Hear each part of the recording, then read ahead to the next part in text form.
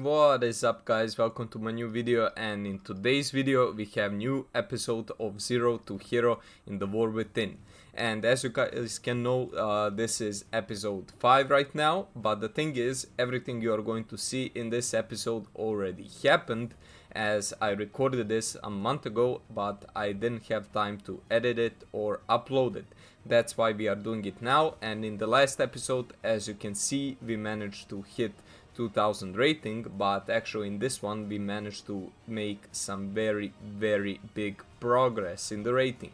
And I mean, it's clear by the title, we managed to clear multiple plus 10 keys that we didn't clear before, and that helped boost our rating quite a bit. And the final rating I'm going to show at the end of the video. And also, before we start with the dungeons, I'm also going to show you the vault that we managed to get from then, just so we get all of the old videos out of the way, all of the old content that was recorded, and then in the next episode everything is brand new and fresh. And with that being said, I really hope you enjoyed this one. And here we have the long awaited weekly vault, and what are we going to get? We are going to get shit, but at least we got a cape, which is a pretty decent upgrade over the one that we have. But I mean, it still could have been a much better, but you know, we can't say anything. At least it's a one item upgrade, which is overall still going to increase our item level and help us out with doing the max damage that we can. And yeah, that is pretty much it. And now, guys, since you already saw the vault, now we can go swiftly over the gear, as there haven't been, I think, pretty much any changes except from the upgrade that we gotten from the vault. But of course, that one I didn't use in the dungeons that you are going to see, because it happened before the vault. But this is just what the gear is currently looking like. I also changed the transmog. I'm rocking this one from Mist of Pandaria, I think from Siege of Orgrimmar. And the bow, I'm not really sure, it kinda goes with it. But yeah, with that being said, that is the gear, and now we are finally jumping into the dungeons.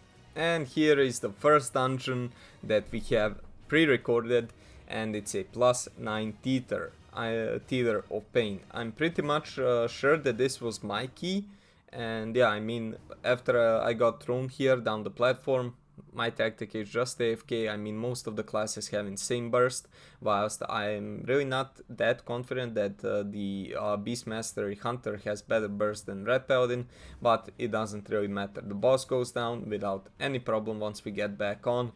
We kill him, and that is pretty much it from the second boss. The first one I didn't show because, I mean, nothing really happened, and I don't want to make this too long. Here we have the third boss. I mean, this fight is always so chaotic, but I mean, it's fun, but it's same time it's chaotic. Like, you need to find the middle to enjoy it. Thankfully we didn't get hook. We are trying to apply our debuffs onto the ads and keep them on the boss same time. Also, I'm trying to keep my AoE running at all of the times, or rather my beast cleave, so we can do maximum damage and finish this boss as soon as possible without getting run over with the ads. Here, he is already getting low. I mean, I'm just trying to keep my beast cleave up, like they really don't matter. Here we are all full HP, healer has mana, like we are going to get this done.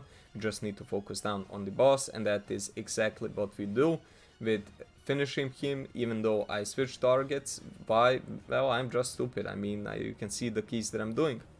But this here, like these platforms coming up to the fourth boss, like I cannot explain to you how much I hate this.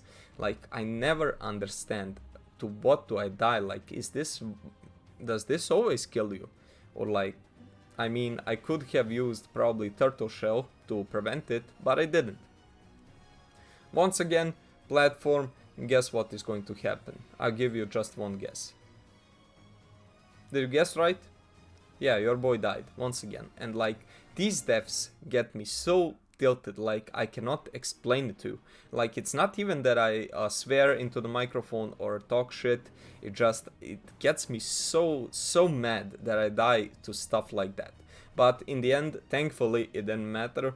I mean, we only had 3 minutes and 20 seconds left, but we managed to defeat the final boss, and that would land us a plus 10 key. And also some rating, but it really wasn't that much. Next up we had the Motherlode at level 10.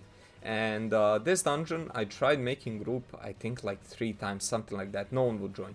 And then out of nowhere, like these 4 guys joined as a group, and I was so happy. And in the end, you won't see it, but I actually started talking to them. We did some more keys, and I joined their guild. Like they are, apart from them being good players, I mean, it's very much, it's very fun to play with them, which I found more importantly. Like, even if we didn't time the key and they were still friendly and, you know, cool, funny and that, I won't really care. But since we managed to do all of those things, you know, you gotta use your chances. I mean, if you just don't talk to anybody, don't have any friends in the game, of course you are going to have more problems finding the group and so on. Which I had in the past, since, you know, you always invite one player after another and rarely do you guys get as a group. But here I just like slided in and joined. Second boss, I mean, just CCing the ads that are targeting the druid. Apart from that, dodge this and just keep DPSing him down. Of course, I sped this up. As stated before, I don't want this video to be too long. But, you know, the boss pretty much just going down, rinse and repeat, stun the ads, or basically just try to keep them as far as possible. Healer did die, not like it mattered, we managed to finish it. Here is the third boss. And I do not know why, but the third and the fourth boss are my favorites. Like, I started playing BFA, as some of you know. I mean, that is the first time that I started playing retail. It was in BFA, and I really like this dungeon ever since. And I'm really glad it's in this rotation, and I really hope that we are going to get the chance to do some higher keys of this. The thing that I don't like is what you are going to see once we finish this boss, and that is going to be the, you know, like the hill or the ramp, however you want to call it, to get to the fourth boss. Like, just bombs spawning out of every single place, following you, the mobs also using AoE attacks, dropping AoE stuff on the floor. Like, it's so chaotic, even more chaotic than Theater of Pain, like the third boss, or yeah, the one with the meat hooks. You all know which one I mean.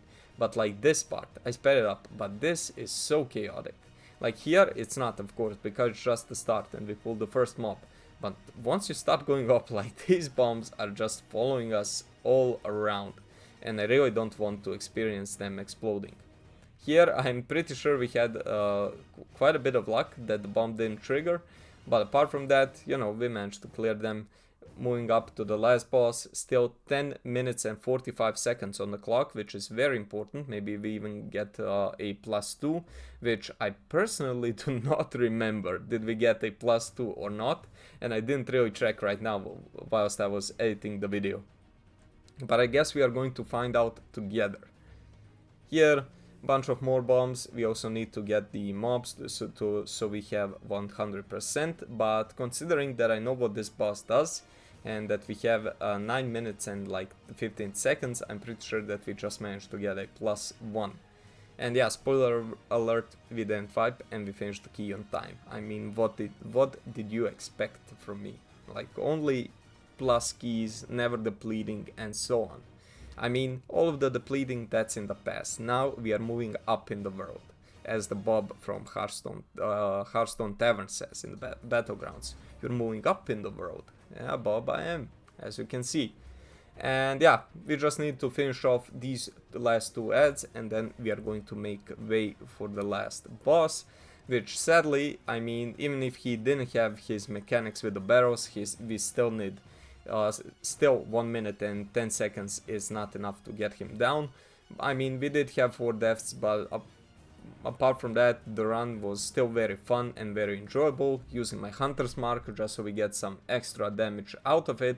And I mean, I really have to say, switching from Fury Warrior, which I played in Season 1, to Beastmaster Hunter and having Bloodlust, not having to buy it, and pay attention, do you have a mage, do you have a shaman, do you have an evoker, really better.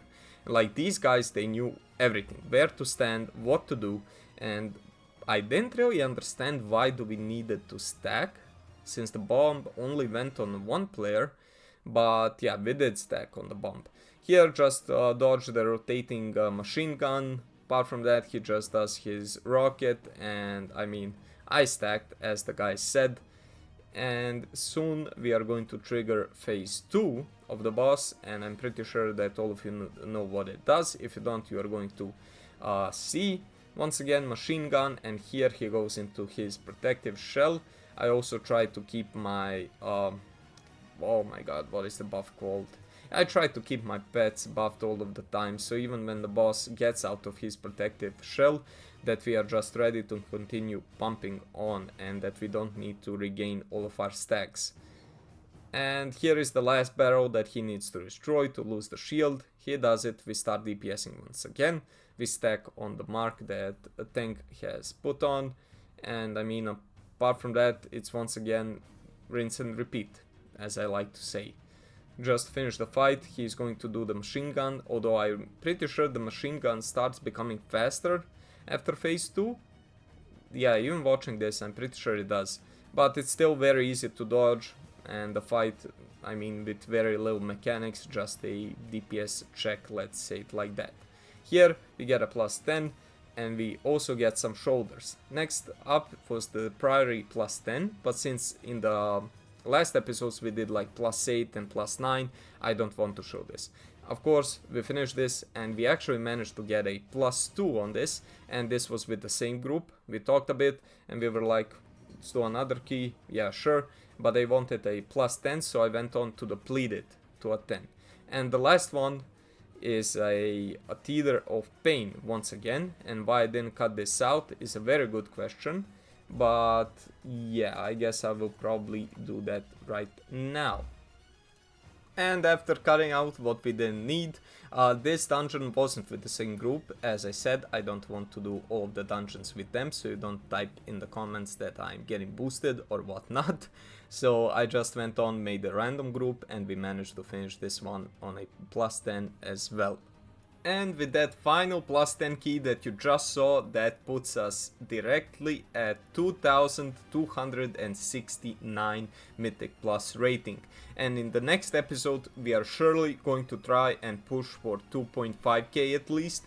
I mean, we need to get a Cinderbrew Meadery on a 10, Darkflame Cleft, the Rookery, and the Mechagon Workshop. I mean, that should get us like 50 points. Here we have like 80, 130. I think it's going to be pretty much enough to push us over that limit if we manage to do it, and we are. And with that being said, thanks so much for watching. I really hope you enjoyed this video. If you did, consider liking it and subscribing for more of this content. And with that being said, thank you once again, and I'll see you in the next one. Bye.